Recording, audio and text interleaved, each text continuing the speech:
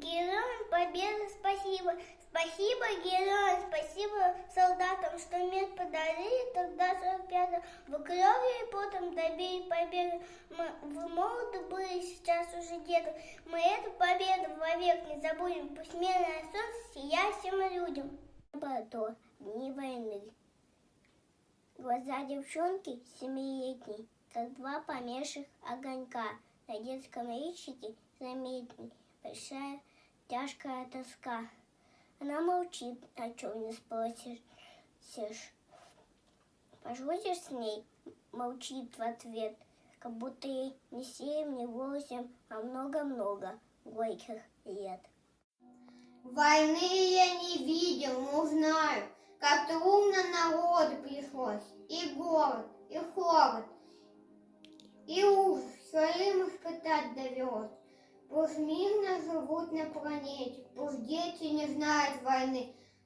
Пусть яркое солнышко светит, мы дружной семьей быть должны. Постарела мать много лет, а вести отина нет и нет, но она все показать старая, потому что верит, потому что мать.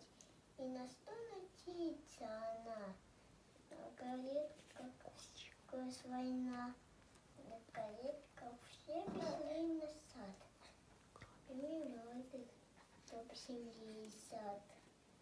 Сколько их труда и надежд, мальчиков пищушечных письет. Я сего писала и во сне.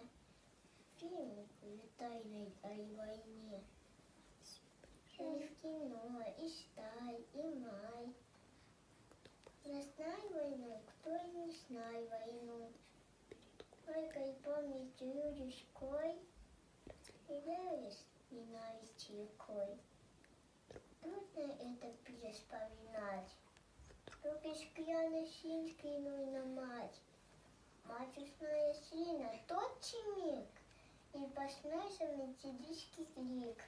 Алексей, Алешенька, сынок. Сын услышать мог.